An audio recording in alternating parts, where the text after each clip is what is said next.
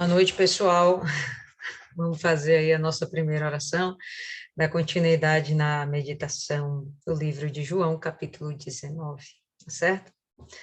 Senhor, nosso Deus, querido Pai, estamos mais uma vez diante do Senhor para fazer a Tua vontade, meditando na Tua palavra, porque o Senhor assim nos orienta. Estamos aqui bebendo, meu Pai, daquilo que sai do Senhor, nos alimentando daquilo que o Senhor deixou para nós. E que isso venha fortalecer o nosso espírito, fortalecer nossa alma, que isso venha curar o nosso corpo, curar a nossa mente, curar o nosso coração, e fazer, meu Deus, com que ao final dessa noite estejamos ainda mais preparadas para te servir, que estejamos, meu Deus, mais fortalecidas em ti. Que desde já, meu Pai, o Senhor mantenha as nossas mentes abertas para receber a tua direção. E que se existe nesse momento algum mal, alguma perturbação, alguma preocupação ocupando a mente, meu Pai, de alguma de nós, que o Senhor venha, meu Pai, agora entrar com solução, com resposta e repreender o mal que quer criar ansiedade e angústia dentro desse coração.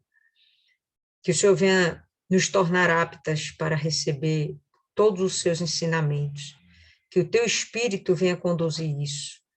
Não queremos estar fazendo, meu Pai, isso do nosso próprio entendimento. Precisamos que o Senhor nos auxilie, que o Senhor nos guie. Então faça isso, Espírito Santo, nós entregamos essa noite em tuas mãos e que o Senhor venha falar muito forte dentro da gente. Em nome do Pai, do Filho e do Espírito Santo. Amém. E graças a Deus. Amém, pessoal. Vamos dar continuidade aí, nós paramos no verso 16, né, João 19, verso 17 agora, né? Então, os soldados levaram Jesus. Ele próprio, levando a sua cruz, saiu para o lugar chamado Caveira, que em hebraico se chama Gólgota, ou na sua versão também pode estar escrito Calvário. Então, ambos vão ter o mesmo entendimento. Os soldados levam Jesus, mas vai chegar o momento em que Jesus vai carregar a sua cruz, pagar a sua pena, a sua penitência sozinho. Mas vamos lembrar que ele está extremamente machucado, ele já foi açoitado, né, já teve sua cabeça perfurada por espinhos, já foi esbofeteado, né, já levou muita surra, e o corpo dele agora está fragilizado, fisicamente ele está muito condoído, e é normal, é de se esperar que ele não venha ter força suficiente para levar essa cruz. Falei com algumas de vocês, recentemente eu fiz uma viagem, e pessoal, subir um monte de pedra não é uma coisa fácil. Subir um monte de pedra, né? Vamos entender que ele está subindo um monte, um morro, uma pequena montanha. É algo penoso, né? Isso não é fácil. Você fazer isso ainda carregando um monte de peso e ainda com seu corpo fragilizado, é de se esperar que ele venha padecer e não venha conseguir concluir realmente o objetivo, que era levar a cruz até o Calvário. E a gente vai perceber que aqui João não faz questão de citar, não faz questão de mencionar, mas a gente vai ver que nos outros evangelhos vai vir um socorro para ele. Tá? Ele tá suportando aquela dor, aquele sofrimento, ele vai levar até o fim, ele necessariamente não está pedindo ajuda, mas ele não vai aguentar, o físico dele não vai aguentar. O psicológico dele está firme, ele tem o firme propósito de concluir aquilo que Deus deu para ele como missão, ser sacrificado.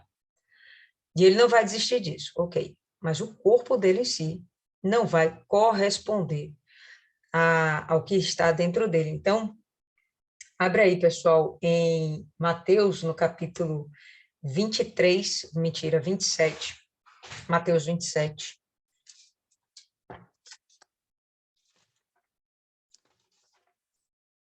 Mateus 27.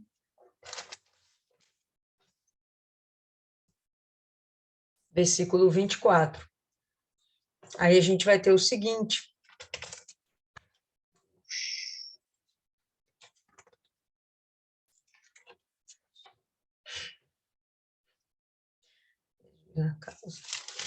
Aí a gente vai ter o seguinte. Então Pilatos, vendo que... esquece, não é 27, é 32. Capítulo 27, verso 32. E quando saíam, encontraram um homem sirineu, chamado Simão, a quem constrangeram, ou seja, obrigaram a levar a sua cruz. Então, Jesus, ele não estava em condições de concluir essa jornada sozinho, ele estava até aqui sozinho. Os discípulos não estavam pagando o preço junto com eles, muito pelo contrário, sozinho ele estava padecendo tudo isso. Só que chega um momento em que ele não suporta o que acontece, ele cai. Eles estão saindo do centro da cidade, né? Não poderiam haver as execuções dentro da cidade, e por ser um judeu, nem mesmo os judeus aceitavam isso, tá certo? Então, eles saem de dentro da cidade e vão para esse monte. E nesse deslocamento, né? Jesus cai e os próprios romanos, os próprios soldados, obrigam um homem que estava lá no meio, que tem o nome Simão Cirineu, obrigam ele a dar continuidade nisso. Esse é o primeiro momento em que Jesus vai precisar de ajuda para conseguir concluir a jornada. Volta aí para João. A gente vai perceber que João omite essa informação, né? Não é o interesse dele falar das circunstâncias, e sim falar de toda a dor do Senhor Jesus em especial. Então, vamos lá, verso 18. Onde o crucificaram, e com ele outros dois, um de cada lado, e Jesus no meio. João também não especifica quem são esses dois que estão com ele, né? Mas os outros evangelhos já dizem que são ladrões ou assaltantes. Provavelmente, segundo os estudiosos, eles seriam parte, né, daquela gangue, vamos dizer assim, de Barrabás, né? Seriam rebeldes que faziam parte desse povinho aí misturado com Barrabás. Então, eles vão ser executados também e vão junto com o Senhor Jesus. Jesus é colocado no meio. E, estrategicamente, os outros dois, cada um do lado do Senhor Jesus. Verso 19, Pilatos mandou escrever um título e o fez pregar na cruz. Esse título, pessoal, na verdade, não tinha o intuito de ser necessariamente um título, mas o objetivo era descrever o porquê, o motivo, a causa, o crime que estava levando aquela pessoa a ser executada. Então, quando eles escreviam aquelas plaquinhas na cruz, eles faziam isso, né? Assassino, né? Traidor, né? Estuprador, adúltero. Então, eles colocavam aquelas plaquinhas com o objetivo de intimidar as pessoas que passavam por lá. E olha, poxa, eu não quero passar por essa execução. Então, servia como um alerta, mas se você matar, roubar, fizer algo desse tipo, você vai para a cruz. Então, ali mostrava, na verdade, o porquê daquela pessoa estar sendo crucificada. O que Pilatos faz, né, é mostrar justamente o que Jesus era. e meio que num tom profético até, né? O que ele descreve ali, ele vai descrever para todos entenderem claramente quem era o Senhor Jesus, né? Então, vamos continuar aí. Pilatos mandou escrever um título e o fez pregar na cruz. Nele estava escrito: Jesus de Nazaré, o rei dos judeus. Quem falou isso para ele? As próprias pessoas, né? Disseram: não, ele alega ser filho de Deus, ele alega ser rei dos judeus, né? Então, o próprio Pilatos, ele decide: então, escreva isso aí e coloque sobre a cruz. Isso vai indignar os judeus, porque para os judeus isso estava sendo uma ofensa. Ele não era o rei dos judeus. Tanto que os judeus vão pedir, né? A gente vai ver aí mais abaixo. Vão pedir para mudar aquela inscrição.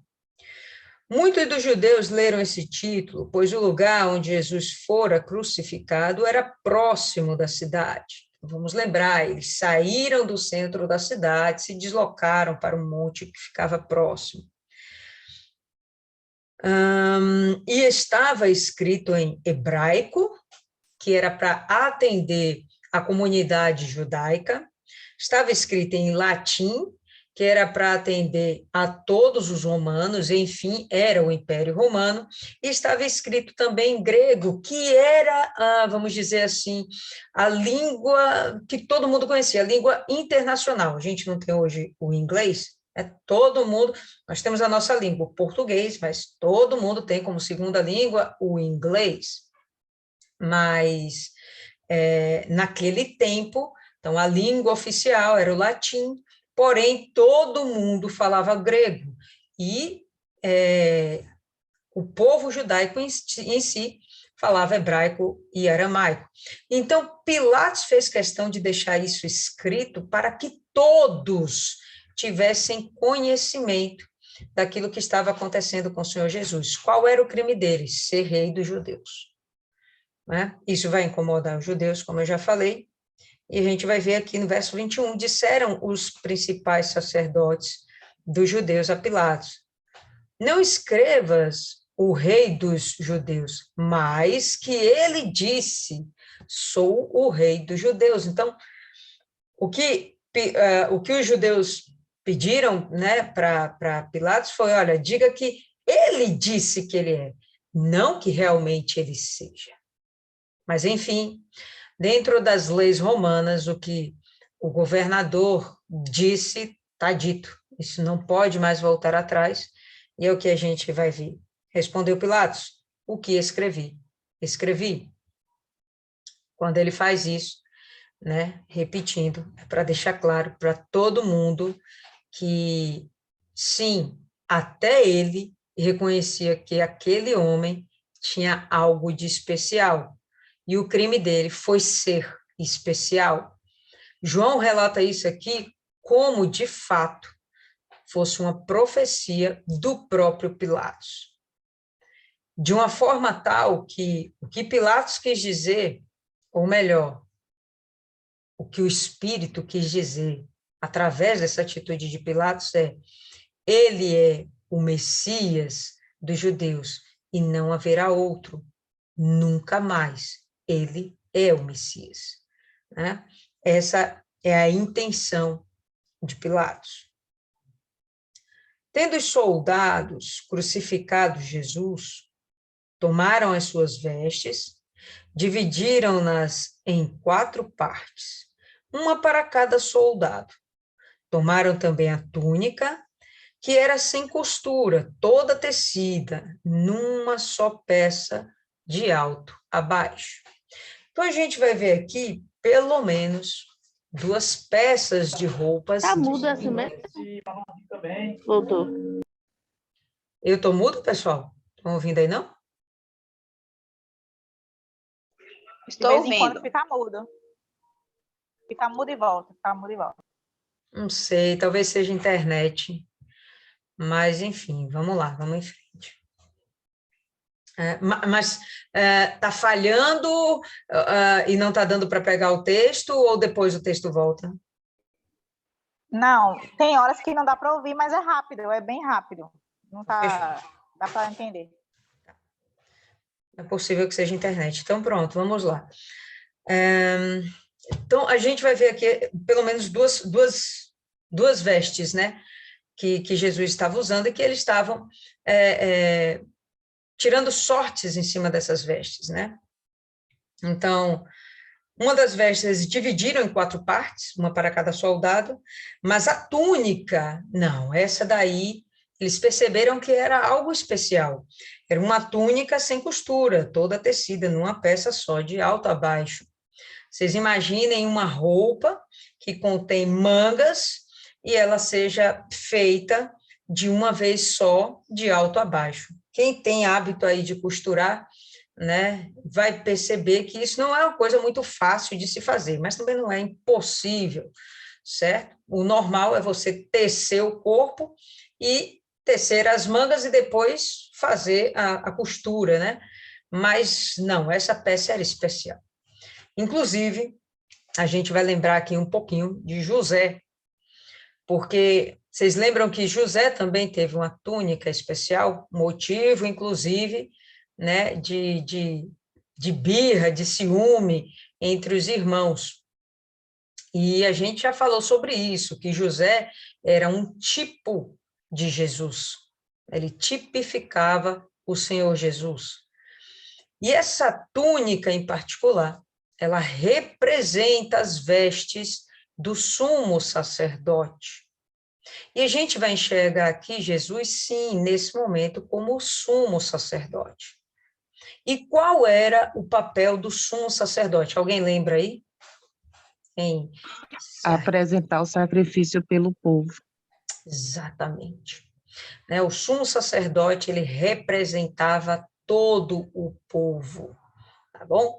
Os sacerdotes tinham a oportunidade de representar um cidadão ou outro, mas o sumo sacerdote, ele representava todo o povo. Jesus, ele está aqui representando toda a humanidade e apresentando como sacrifício, que era o papel do sumo sacerdote, apresentar um sacrifício por todo o povo. Ele agora vai apresentar-se como o sacrifício perfeito por toda a humanidade. Então, nesse momento, a gente consegue identificar o Senhor Jesus tanto como o Cordeiro perfeito, como também como o sumo sacerdote, né? O Cohen Gadol, como se fala em hebraico. Estou aprendendo hebraico. Cohen Gadol. Então, vamos lá. Essas vestes sinalizam que ele era, sim, alguém especial. Até esse detalhe, né? Não é qualquer veste. Não foi colocada aqui na palavra de Deus para sinalizar que ele estava vestido. Não, é para sinalizar que Jesus, sim, era o sumo sacerdote. Era não, né? É o sumo sacerdote para a gente.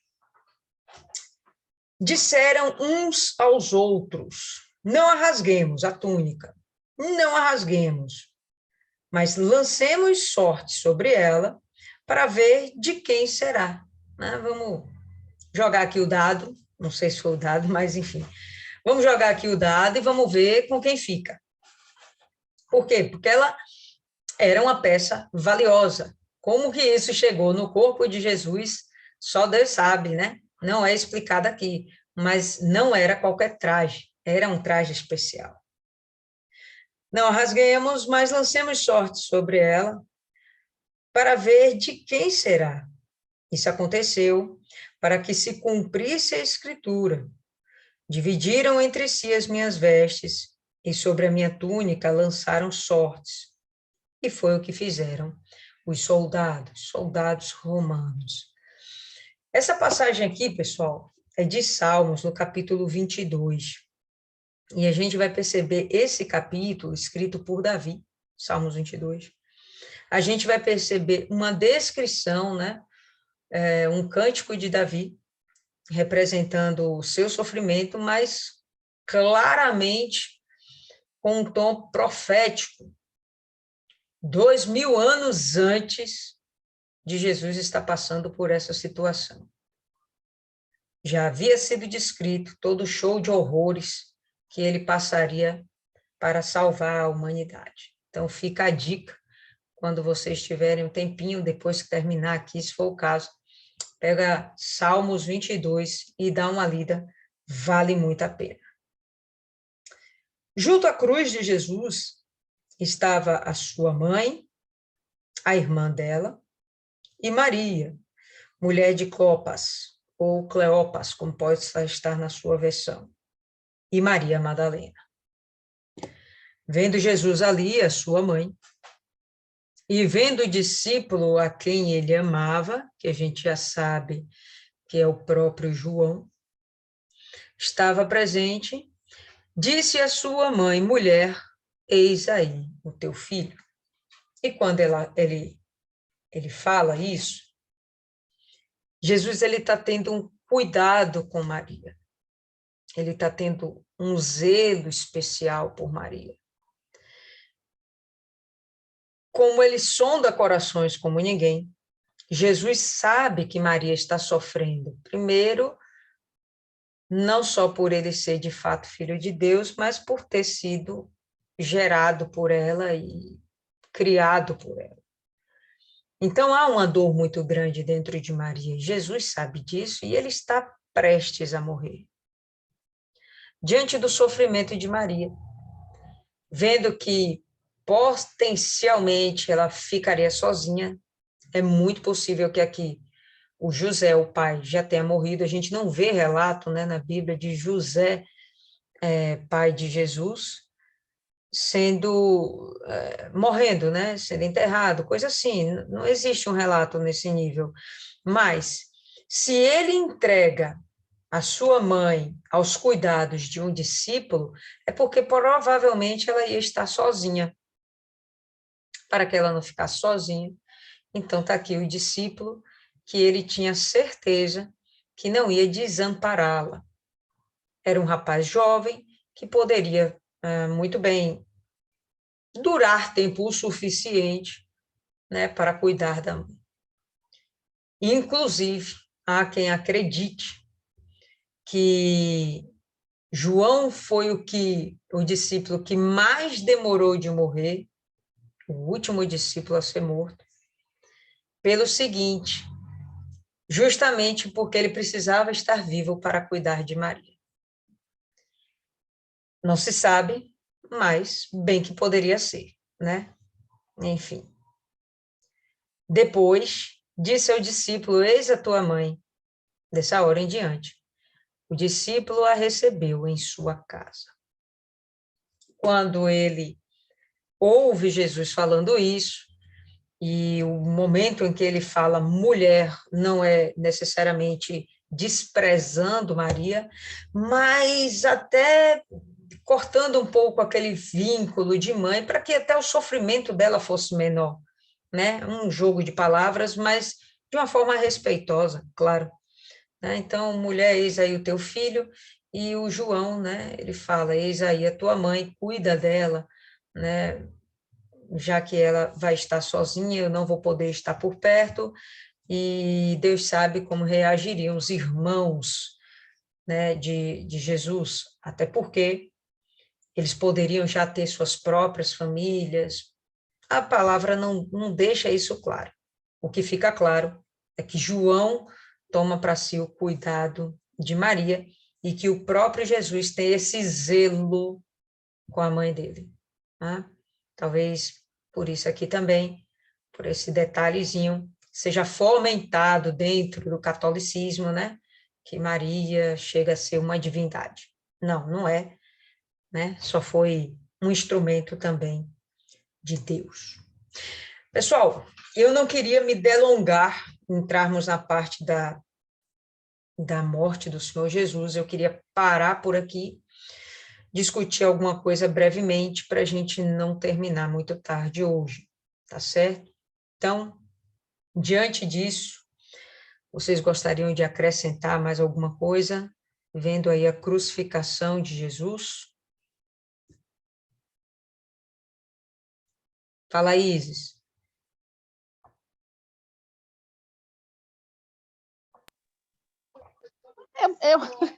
Ontem eu escrevi tanta coisa, mas hoje eu não escrevi nada. Mas achei também carinhoso da parte de Jesus, o cuidado. Naquele momento de tanta dor, tanto sofrimento, ainda olhar para sua mãe e ter esse cuidado de dizer a alguém, cuida dela. Acredito que ela já estava viúva pela idade de Jesus. Acredito que já estava viúva, os outros filhos provavelmente já estavam casados. E ela estava muito colada ali no ministério de Jesus.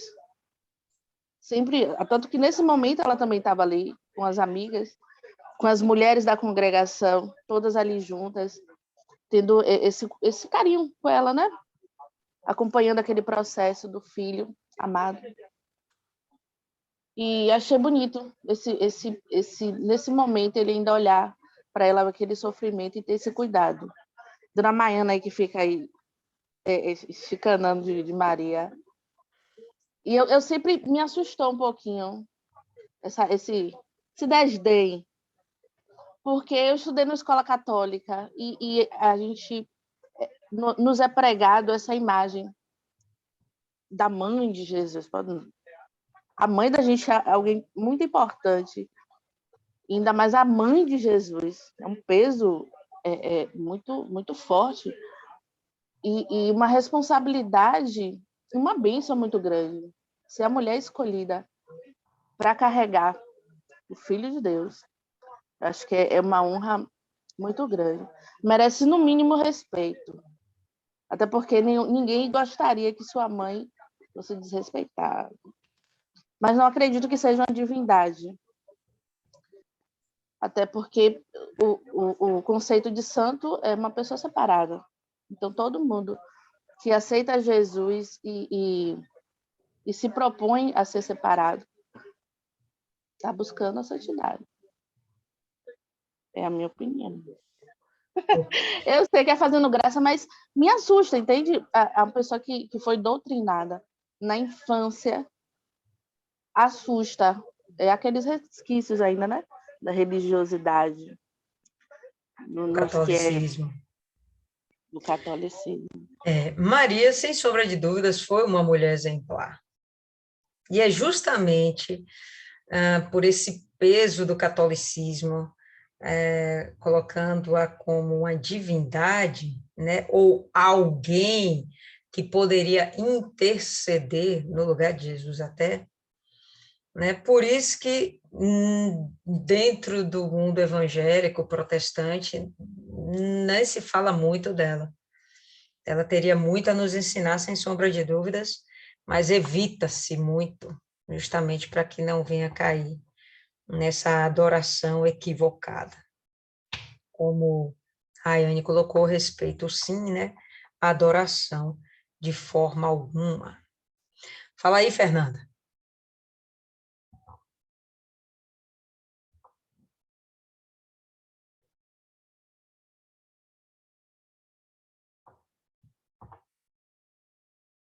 Está difícil aí, viu? Deus é mais. Fala aí, Andresa.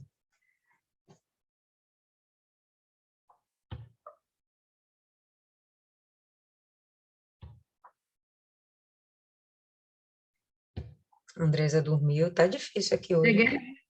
Ah, glória a Deus. Fala aí.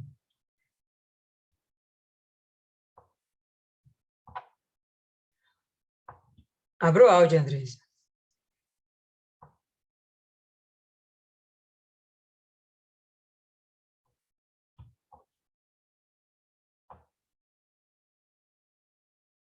Neide, fala aí, Neide.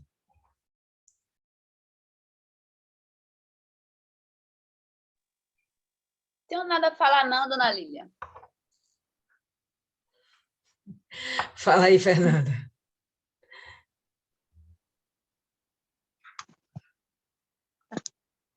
A girar. Oi. Na verdade, eu tinha pensado em falar sobre a parte do sepultamento, mas nesse trecho aqui, o que me ocorre, dentro do que já foi, além do que já foi colocado, é a figura do João. né? Já se foi dito que João era muito jovem nesse período e que o fato dele ter sido escolhido ainda nessa idade provavelmente tinha um propósito talvez relacionado ao cuidado com a mãe, mas há de se pensar o seguinte, também já foi dito que João, provavelmente, embora a palavra não mencione isso, ele tinha relações ou acesso ao sinédrio, ou aos líderes, enfim. E se conjecturou, a senhora até colocou, que ele poderia ser eu vou colocar essa palavra, tá? Estudante, né? Desculpa. Um estudante das leis e tudo mais. Mas pensemos, se João, de fato, era um menino, um menino adolescente, digamos assim, ele devia ter os seus pais e responsáveis por ele, que não são mencionados. Olha o que a pessoa fica pensando, viu, gente? A gente pensa várias coisas quando vai ler na Bíblia.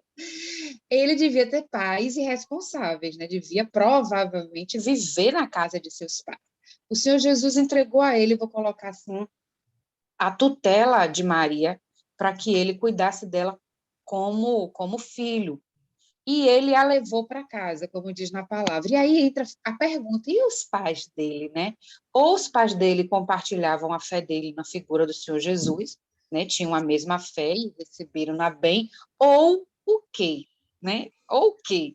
Outra questão, eu li em algum lugar, não me recordo agora, que nesse período, os irmãos de Jesus, eles não eram convertidos, eu vou usar essa palavra convertidos, eles não criam, né, na figura do Senhor Jesus. Nós temos hoje livros escritos pelo irmão, o Tiago, irmão do Senhor Jesus, mas não, nesse período especificamente, eles não tinham sido convertidos ainda. Me diz uma coisa que eu não tenho certeza, dos irmãos de Jesus, foram 2 ou foram 3 que se converteram, que creram nele depois desse episódio?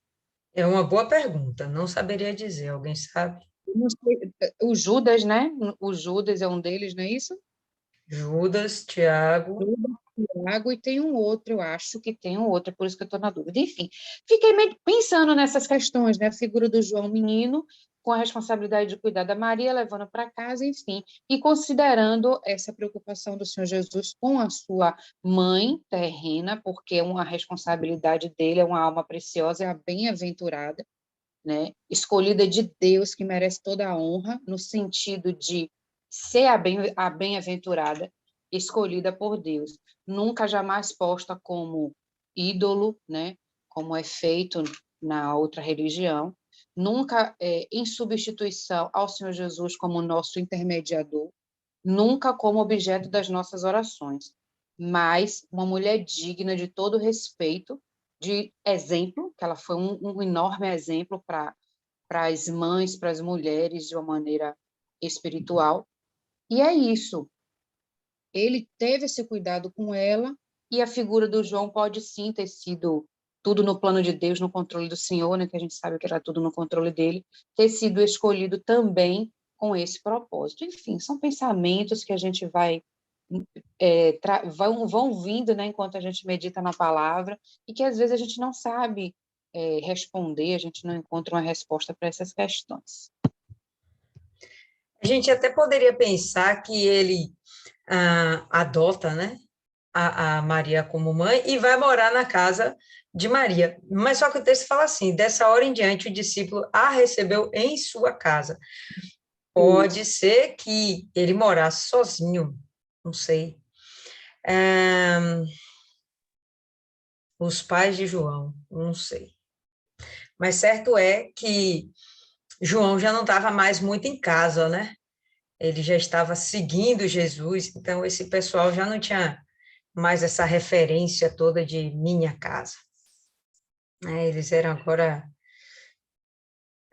da obra do mundo, né? Ok. Fala aí, Cristiane. Chegou atrasada, com os cabelos para cima. Olha aí. Fala aí, comenta aí alguma coisa bacana. Poxa, eu tenho que pedir perdão para vocês, porque eu cheguei, foi uma maior correria, e eu estou entrando agora, e eu não posso nem falar, que é para mim não falar nada nenhuma besteira. Mas na próxima eu vou estar aqui firme e forte, estudada, analisada, meditada, com tudo anotado. Meditada é ótimo. Quer acrescentar alguma coisa, Maiana?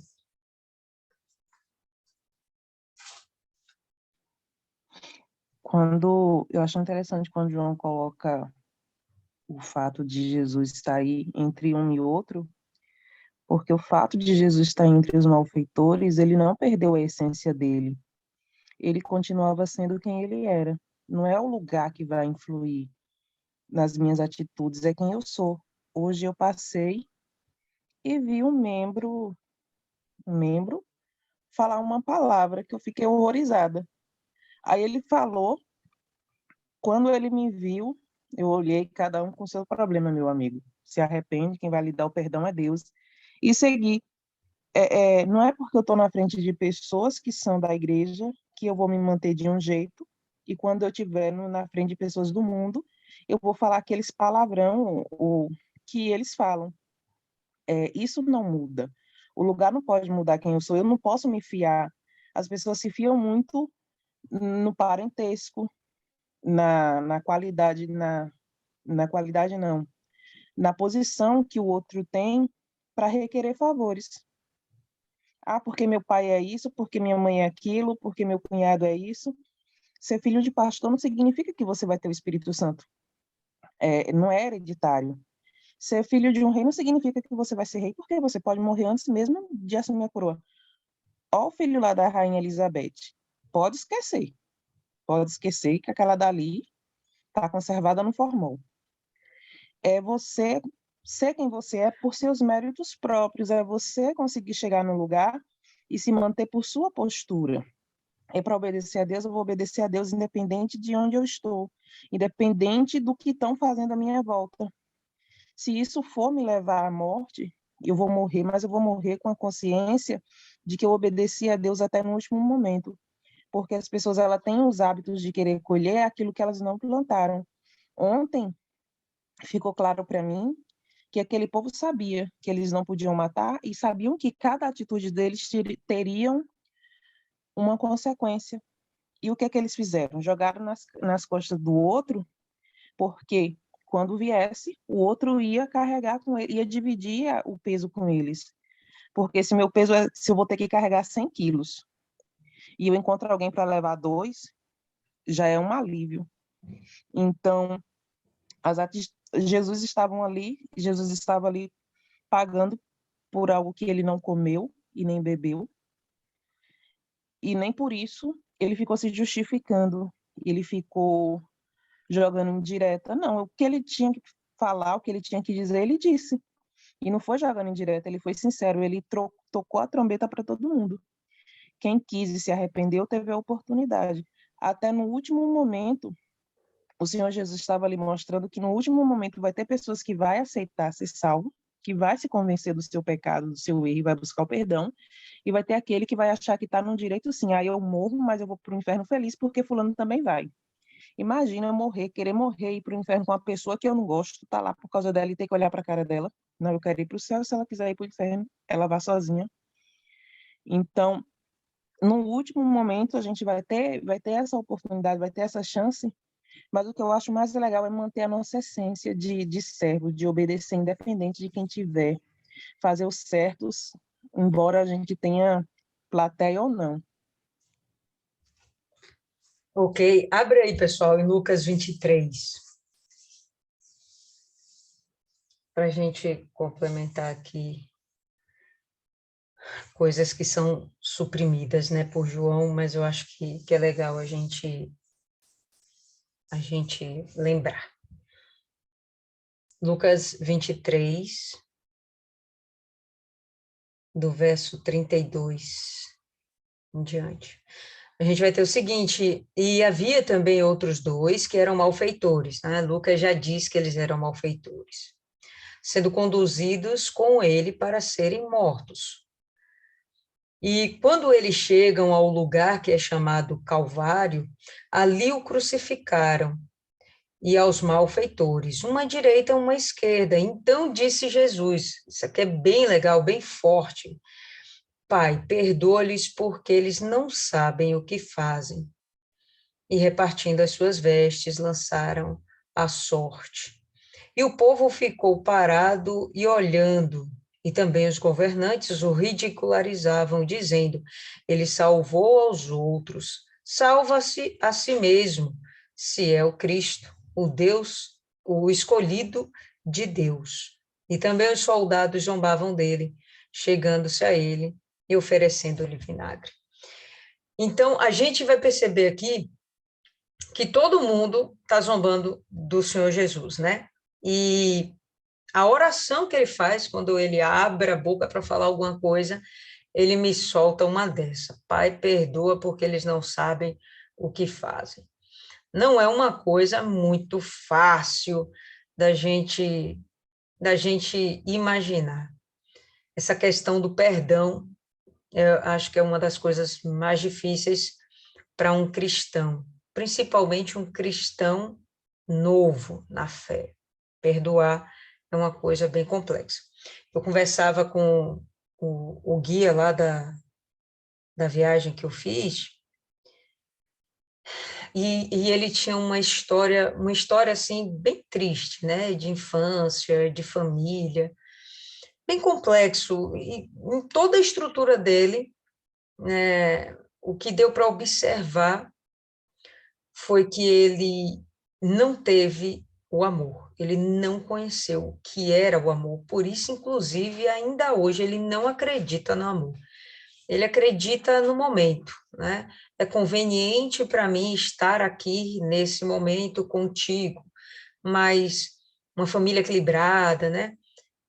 Sacrificar os próprios desejos para manter uma família estruturada, ele não acha isso uma coisa factível, ele nem acha isso normal, na verdade, ele acha que isso é impossível. Por quê? Justamente por causa das dores que ele sofreu com o pai, as dores que ele sofreu com a mãe, as dores que ele sofreu nos relacionamentos amorosos dele. E em tudo isso, ele não sabe perdoar. E aí a gente estava conversando, ele falando, ele desabafando. Eu achei bem interessante. Deus tem propósito com a gente em tudo, pessoal. Só a gente se colocar à disposição lá no meio do mato, né? O objetivo desse homem era nos guiar a determinados lugares, mas pense que ele levou metade de um dos passeios desabafando. Mas não desabafava contando o caso, desabafava e botava para fora, destilando assim, sabe, um rancor, um ódio, uma amargura e uma tristeza. E aí eu cheguei e comentei um momento com ele: rapaz, você tem muitas questões mal resolvidas dentro de você, libere o perdão. Aí ele chegou: isso é impossível. Bom, para ele que não conhece Jesus e não vê Jesus como Filho de Deus, como o próprio Deus, ele entende que Jesus foi apenas um filósofo, realmente vai ficar difícil ele entender que para praticar o amor tem que existir o perdão. Né? Mas para nós que já somos da fé, isso também não é sempre uma coisa lá muito fácil.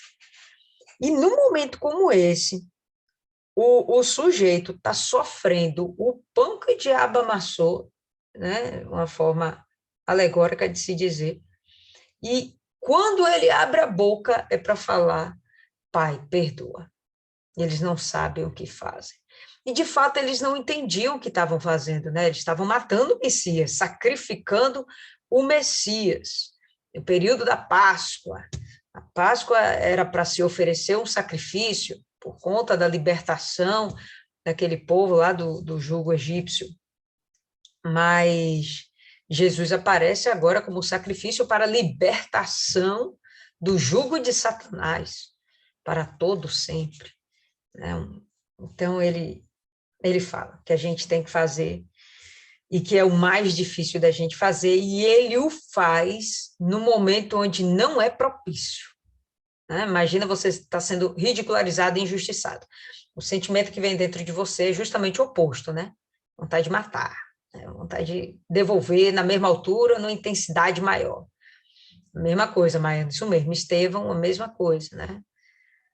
Estevão entendeu a mensagem da cruz. Quando a gente entende a mensagem da cruz, aí a gente começa a ter facilidade para liberar o perdão. Enquanto a gente não entende a mensagem da cruz, liberar perdão é uma coisa absurda. Fala aí, Martiane. Vocês estavam aí falando sobre o perdão, e aí eu não sei se eu já cheguei a comentar aqui de uma situação que teve, que o pastor contou de uma membro, mas eu vou contar, tá? É que o pastor, ele contou pra gente que ele passou numa igreja e tinha uma membro que ela trabalhava no hospital, só que ela trabalhava na ala onde as pessoas davam adeus. No caso, assim, aquela pessoa vai morrer. Então, pronto, ela trabalhava lá nessa ala. E aí o pastor chegou para ela e falou assim: olha, você não é bispo, você não é pastor, você não é obreiro, mas você tem que falar de Jesus, você tem que salvar aquelas pessoas. E se tiver oportunidade, batiza elas e tal. E aí ela falou: tá ligado, pastor. Aí ele veio para cá, né? Ele estava contando isso foi recentemente, que ela ligou para ele e contou essa situação que aconteceu, né? Uma senhora estava lá na ala, já estava desenganada, enfim, ia morrer. E ela chegou para essa senhora e falou assim: dona, se entrega para Jesus. Aí ela: mas eu já creio no santo fulano, eu já creio no santo Beltrano e não sei o quê.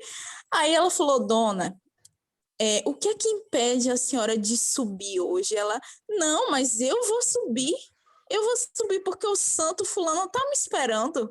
Aí começou a falar, né? Santo Beltrano, santo não sei, foi falando o nome dos santos. Aí ela olhou bem sério para a moça e falou assim: olha, dona, a senhora tem que perdoar. Sabe aquela pessoa que a senhora não quer perdoar? Aí pronto, a mulher começou a se alterar. Não, eu não vou perdoar, por mim essa pessoa não sei o que. Foi falando. De repente a mulher começou a ficar roxa, e aí só ouviu o barulho do aparelho. Pum, a mulher morreu. Aí, quando foi fazer, né, o procedimento e tal, levar ela para outro lugar, na hora quando olharam a parte do coração dela, estava como se tivessem dado um soco, de tão roxo que estava. Aí o pastor falou assim: e aí?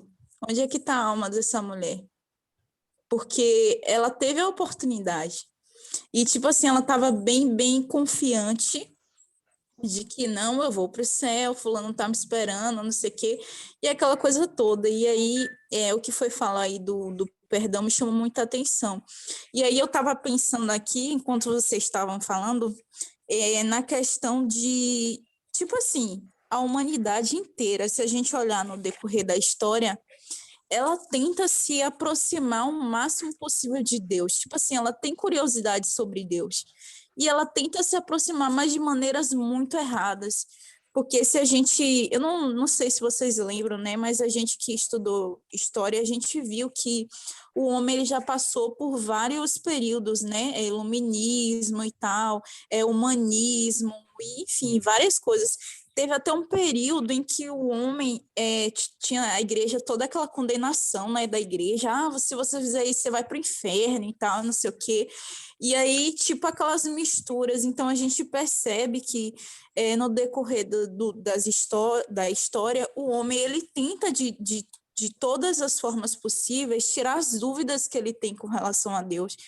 E até mesmo estar mais próximo do que Deus é, só que ele não sabe como, e aí começa a existência, né, de outras divindades, de outros meios, né, e eles alegam que todos os caminhos levam a Deus, e enfim, religiões, que tudo no final é Deus e Deus, só que a gente vê que a gente que tem um entendimento sabe que não é assim. Não é todos os caminhos que levam a Deus, não é todas as religiões que levam a Deus, né? As pessoas, elas querem se apegar a alguma coisa, então, tipo, elas usam, colocam a fé naquilo. E, às vezes, elas até se perdem, né? Elas acabam se perdendo e, enfim, a gente tem que tomar bastante cuidado com isso, né? E é isso aí. Essa questão do perdão é violenta. Muito complicado. Abre aí, pessoal, Isaías 53, só para a gente encerrar. Se alguém quiser falar mais alguma coisa, pode ir. Pode ficar à vontade. Eu queria falar. Pode falar, dona Ana. Eu já fui católica, né?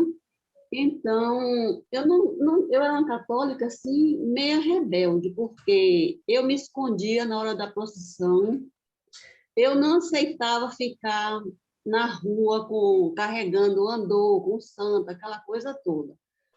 Eu era uma católica estranha, e eu era catequista também. Mas eu não aceitava muita coisa, mas quem era eu para questionar, né?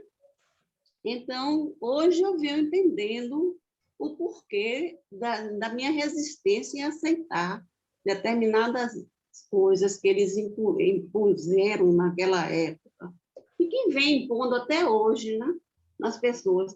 Eu também fiquei assim, sem entender essa passagem da Bíblia mesmo, quando Jesus diz: mulher, eis aí o teu filho. Aquilo ali, eu fiquei, meu Deus, por quê que Jesus fala assim com a mãe dele? Que ela foi a mãe, ela foi usada para gerar ele aqui na terra. Mas ele falou assim e despertou assim em mim algo que hoje eu vim entender, e olhando mesmo a tradução do bispo aqui na palavra de Deus, me ajudou também bastante, porque o que diz é o seguinte: porque João não cita todos os... não é isso aqui não. Espera desculpa. Jesus, deixa eu ver. O Senhor Jesus era o filho mais velho, portanto, sentia-se responsável pelo amparo de sua mãe, por ela ser viúva. Assim, ele não a esqueceu, mesmo em seu momento de agonia, porque seus irmãos estavam com animosidade e incredulidade durante aquele momento, né? Aquele período. Dessa forma, o Senhor Jesus designou que João cuidasse dela, assim que ele partisse daquele momento. Assim que ele partisse, daquele momento em diante, o discípulo a recebeu em sua casa e ela ficou sob a responsabilidade dele. Então, agora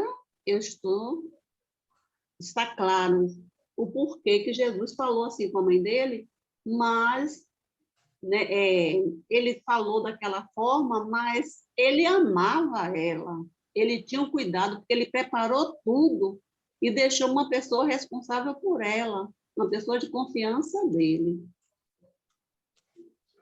Ok? Perfeito. Mais alguém? Maiana, só Deus na causa. Olha o que Maiana escreve. Eu sei. Tem gente que realmente é resistente aí a Maria. Não é que adoração a Maria, mas respeito. Ela foi a única escolhida para abrigar o Salvador.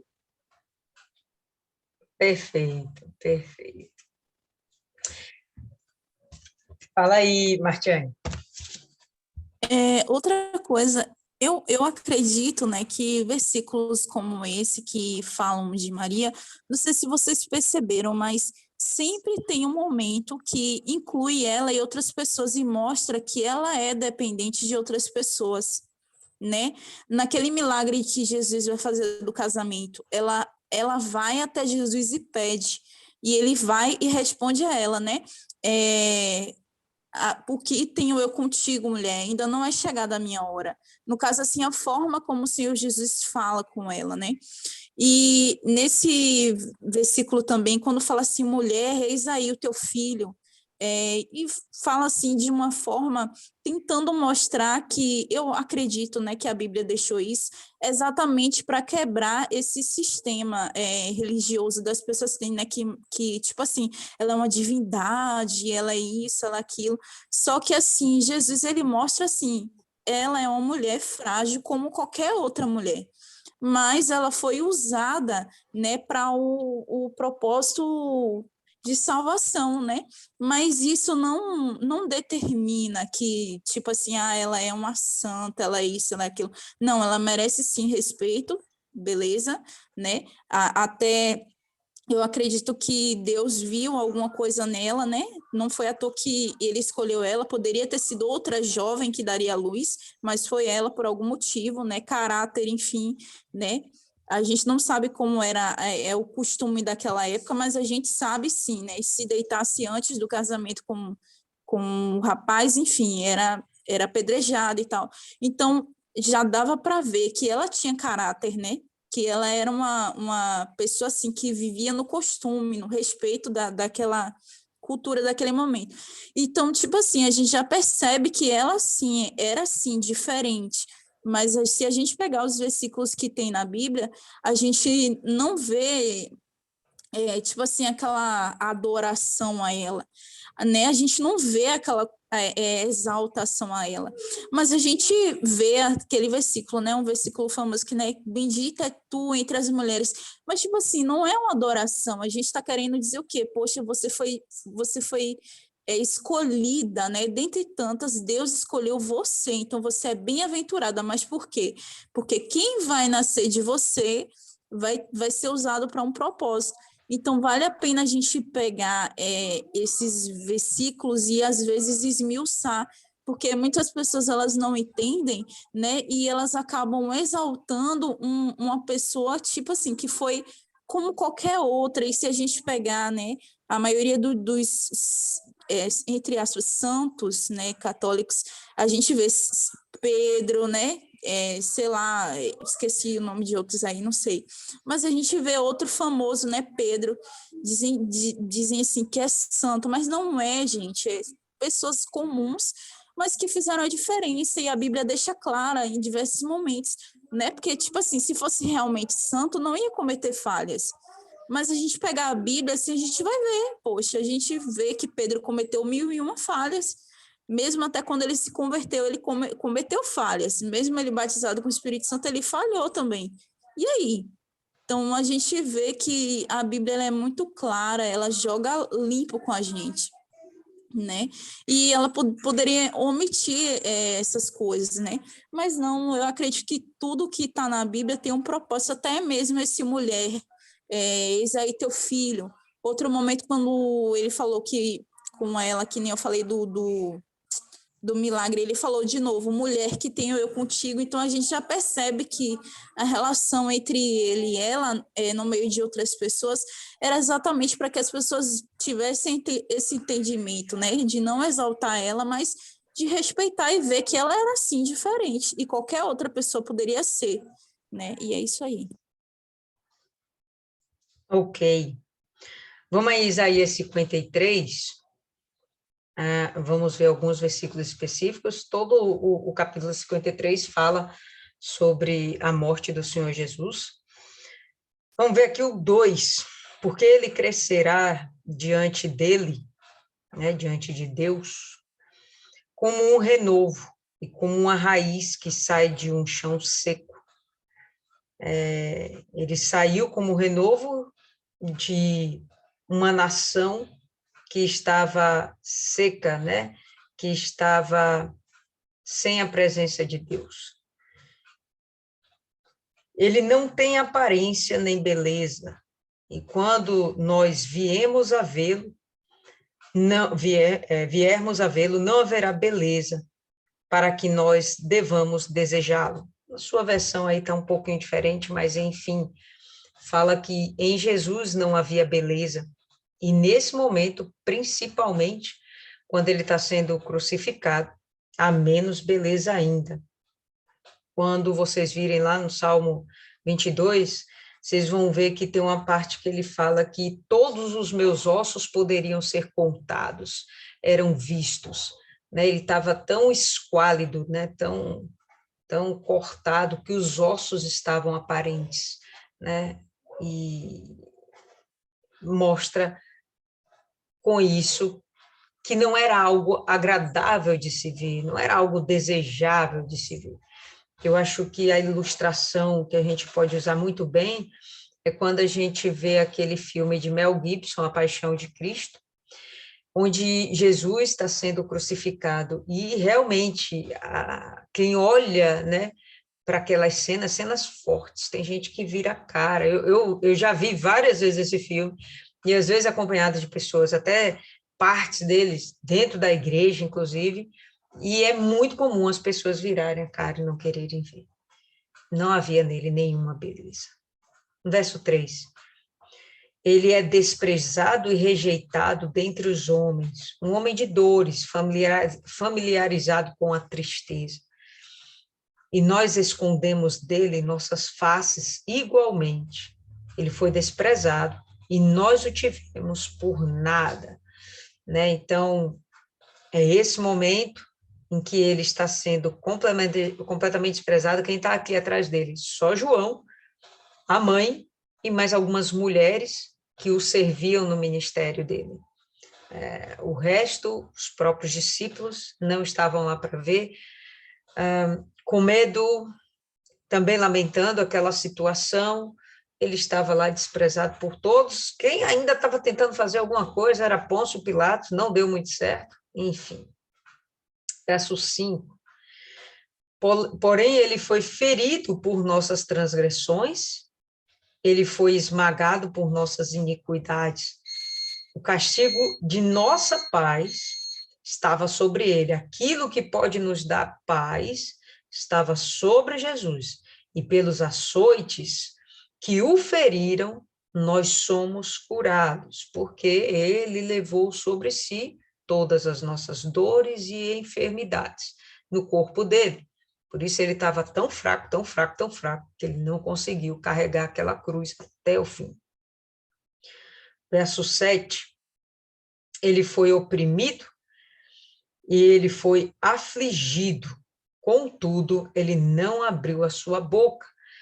A gente vê que nos últimos diálogos que ele estava tendo, inclusive com Pilatos, Pilatos fala as perguntas para ele e você não responde nada, né? Pilatos mesmo fica indignado, eu tenho o poder de te condenar ou não, de te crucificar ou não, né? E simplesmente Jesus só responde quando é para dizer, olha, esse poder não vem de você, né? Desperta para a vida. E outro momento em que ele abre a boca para falar é para liberar perdão para aqueles que estavam infligindo, né? Afligindo ele com todas essas dores e toda essa violência. Ele foi oprimido, ele foi afligido, contudo ele não abriu a boca, ele é trazido como um cordeiro para o matadouro.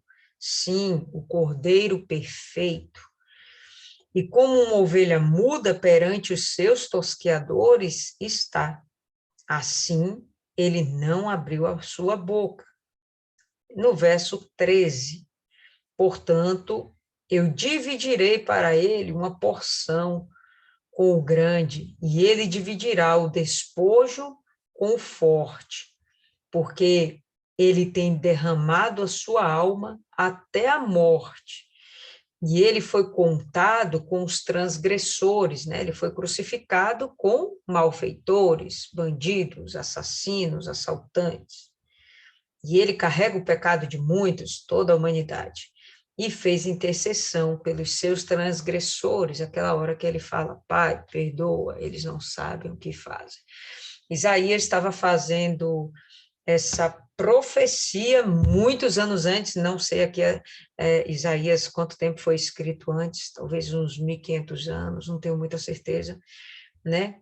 Bem antes de Jesus vir à existência aqui na Terra.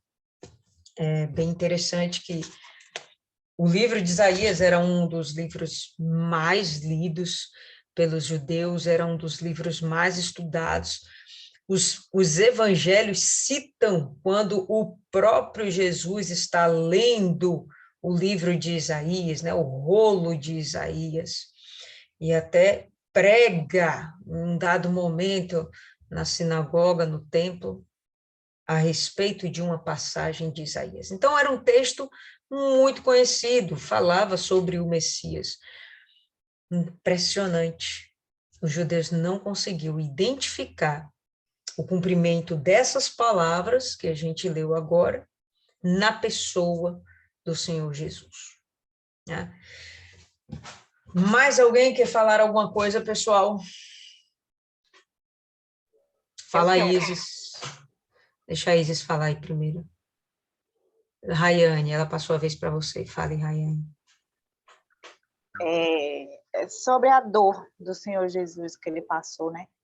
A senhora falou da ilustração através do filme.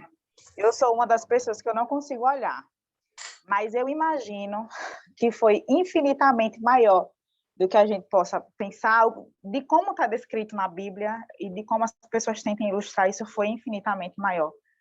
E isso me faz ver que não importa o que eu passe nessa terra, o quanto eu sofra, o quanto eu seja humilhada, não importa. Nunca vai chegar aos pés do que o Senhor Jesus passou. Eu já passei por alguns momentos na minha vida que eu pensei em simplesmente desistir.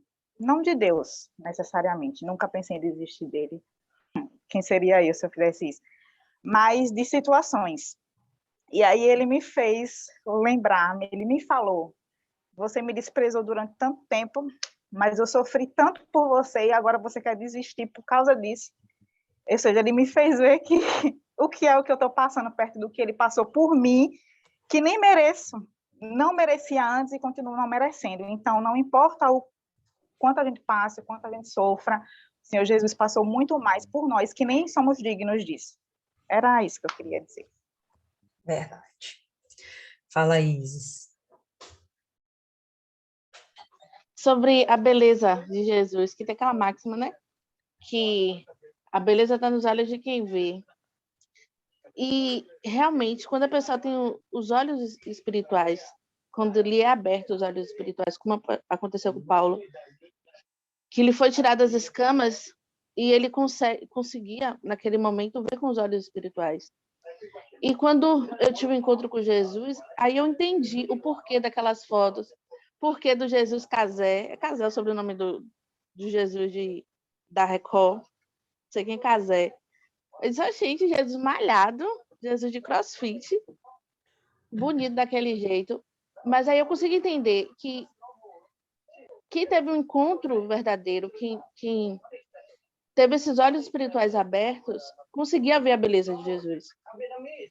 Por isso que todos aqueles que o representaram com pinturas têm essa visão, conseguem representar essa beleza desses olhos azuis, esses cachos. Porque, realmente, quando a gente conhece Jesus, a gente consegue ver a beleza dele. Não precisa na figura, mas nos seus atos, nos seus exemplos. E aí a gente consegue vê-lo com essa beleza. Era o que esses fariseus não conseguiam ver. Eles estavam com essa venda. Não tinham esse olhar espiritual para ver em Jesus toda a sua glória. Ali parecia um homem qualquer, não muito bonito, igual a qualquer um pobre daquela região. Aconteceu comigo com o bispo. Para mim, antigamente, o bispo parecia Michael Temer. Sabe quem é, né? Michael. Tem esposa maravilhosa. Michel Temer. Mas é Michael. Ah, sim. Tá.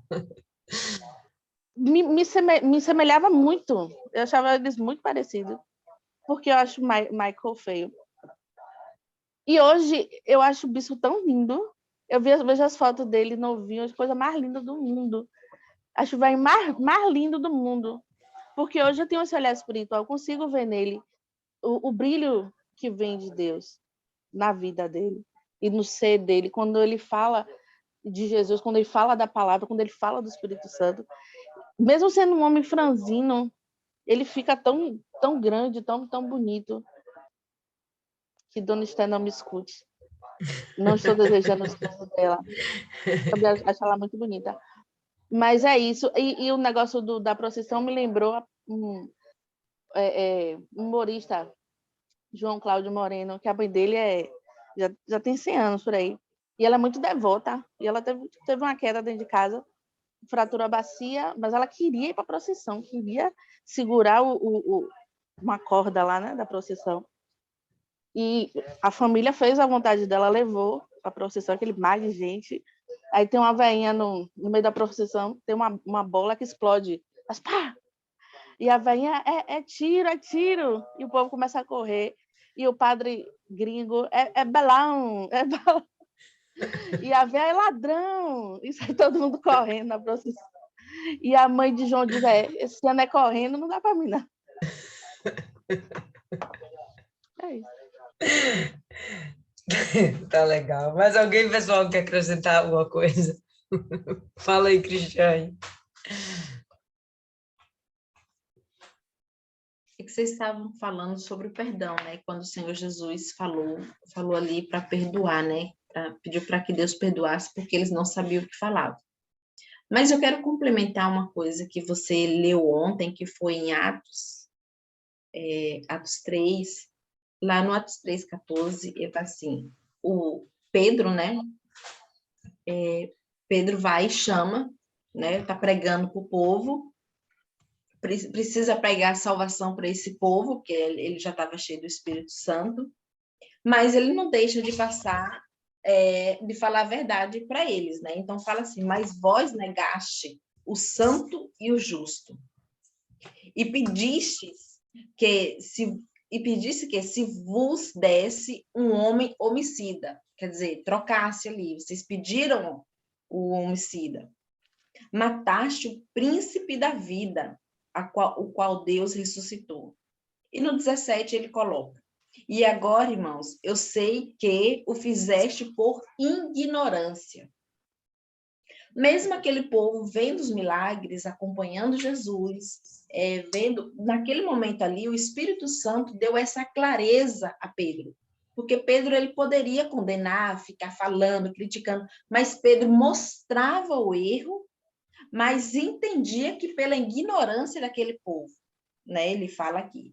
E no 19, no versículo 19, ele fala, arrependei-vos, pois, e convertei-vos, para que sejam apagados os vossos pecados. E é muito interessante que a visão que o Espírito Santo dá do perdão.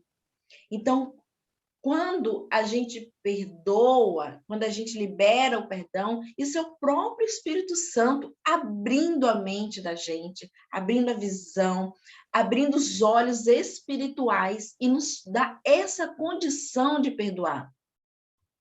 E aí o próprio Senhor Jesus, mesmo depois de todo o sofrimento, mesmo dele ter sido açoitado com tanta dor, ele teve força para pedir a Deus, para interceder pelos homens, o qual também pecaram, erraram, judiaram dele. Então, assim, esses dias, quando eu falei que se Judas tivesse tido força, se ele fosse um pouquinho só mais forte, se ele não fosse tão fraco, ele poderia ter se arrependido e, com certeza, teria recebido perdão, porque está aqui o próprio Senhor Jesus, com certeza, intercederia por ele. Aí, então, Judas, ele entregou o Senhor Jesus. Mas Judas não sabia que iam matar, esse era o plano, matar o Senhor Jesus.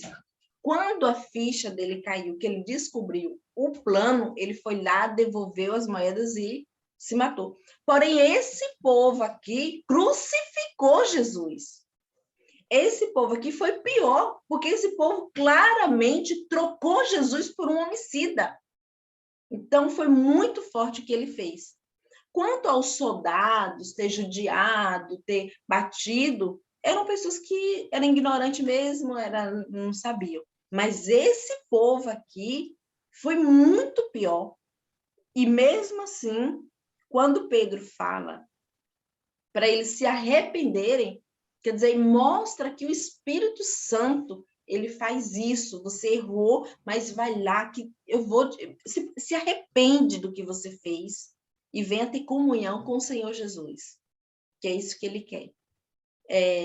Eu conheci um homem de Deus muito ungido, ganhou muitas almas, e ele foi trabalhar na política e ele se corrompeu. Olha só, ele não matou ninguém, ele se corrompeu na política e ele traiu a esposa. Aí, ele é desligado da igreja, aquela coisa toda, mas como ele se corrompeu, ele teve que pagar o preço do erro dele. Então, ele foi preso por aquilo, né? E é muito interessante que ele, na cadeia, ele não se arrependia. Ele não acreditava que ele seria capaz de ser perdoado, mesmo sem matar. Ele roubou, ele adulterou, entendeu? Mas tamanha era a pressão do diabo na cabeça dele que ele achava que Jesus nunca ia perdoar ele. Isso mostra aquilo que Judas sentiu. Judas achou que ele não seria perdoado. E aquela dor que ele deveria estar sentindo, aquela angústia, aquele sofrimento, aquela coisa ruim, que deve ser horrível, ele quis acabar aquilo, tirando a vida dele, achar, né, na vida dele. E esse homem, que foi homem de Deus, ganhador de almas, ele só não fez isso porque não tinha.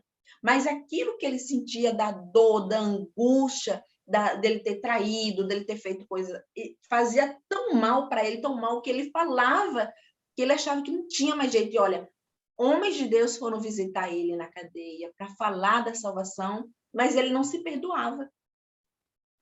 Entendeu? Então, isso é muito forte mesmo. E o perdão está aí para todos que se arrependem de verdade dos seus pecados. Perfeito, fechando aí com chave de ouro, dona Cristiane, falando sobre o perdão. Quem faz aí a oração de encerramento hoje?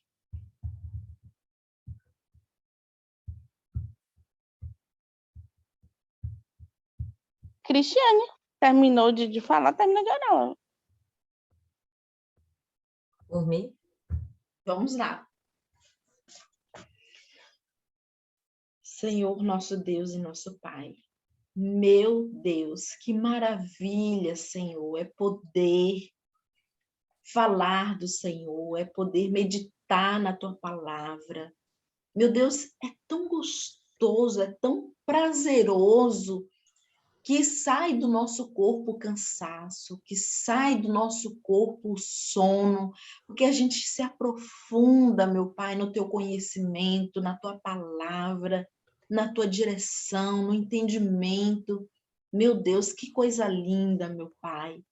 Jesus, só agradecer pelo Senhor nos dar tanto ensinamento, o Senhor nos dá tanta direção, meu Pai, para a gente poder ter a capacidade de reconhecer tão grande que é o Teu amor, a Tua misericórdia, a capacidade, Senhor, que o Senhor tem de nos perdoar. Senhor, nós não estaríamos aqui se não fosse essa tão grande misericórdia, meu Pai. Nós não estaríamos aqui, meu Pai. Então, meu Deus, nós só temos que lhe agradecer, nós só temos que ser gratas ao Senhor por isso, pelo Teu amor e Tua misericórdia. E nós queremos retribuir, meu Pai, ganhando almas para o Senhor, tirando, meu Pai, pessoas do sofrimento, sendo usada pelo Teu Espírito Santo para levar a verdade para as pessoas que estão sendo enganadas pelo diabo. Meu Deus, tem misericórdia do Teu povo, tem misericórdia da Tua igreja, tem misericórdia daquelas pessoas, meu Deus, que ainda não têm a capacidade de ouvir a Tua palavra, que se negam por ignorância, Senhor. Os nossos familiares, esses que estamos aqui, meu Pai, com o propósito da fé, Temos aqui, Jesus, pessoas que não querem ouvir a tua palavra, não querem te aceitar como Senhor e Salvador, por ignorância, porque se eles soubessem, meu Pai, quão bom, maravilhoso é teu Senhor na vida. Meu Deus, é tão magnífico, meu Pai, que a gente pode passar os problemas que forem, a paz que o Senhor nos dá, não tem preço, meu Deus, não tem preço. Então, Jesus, visita cada um deles agora, meu Pai, visita os nossos familiares, visita os familiares de quem está assistindo essa meditação, coloca no coração deles o desejo ardente de querer te conhecer, o desejo ardente de colocar vida nas tuas mãos, para que o Senhor possa cuidar, para que o Senhor possa salvar e dar a eles o desejo da felicidade de paz, porque a felicidade é isso, meu Pai, é ter a paz no Senhor, é ter o Senhor na vida cuidando, salvando, protegendo, libertando, meu Deus, isso é maravilhoso, meu Pai. E eu coloco todos nas tuas mãos, nós colocamos nossos familiares, todos que estão ouvindo, meu Deus, essa meditação, abençoa, meu Pai, para que o teu reino cresça, para que o teu reino, meu Pai, seja florido com tantas almas salvas. Senhor, te agradecemos de toda a nossa alma, meu Pai. Colocamos tudo nas tuas mãos e abençoa, meu Pai. Em nome do Pai, do Filho e do Espírito Santo. Amém. Amém, povo lindo. Então, por hoje é só.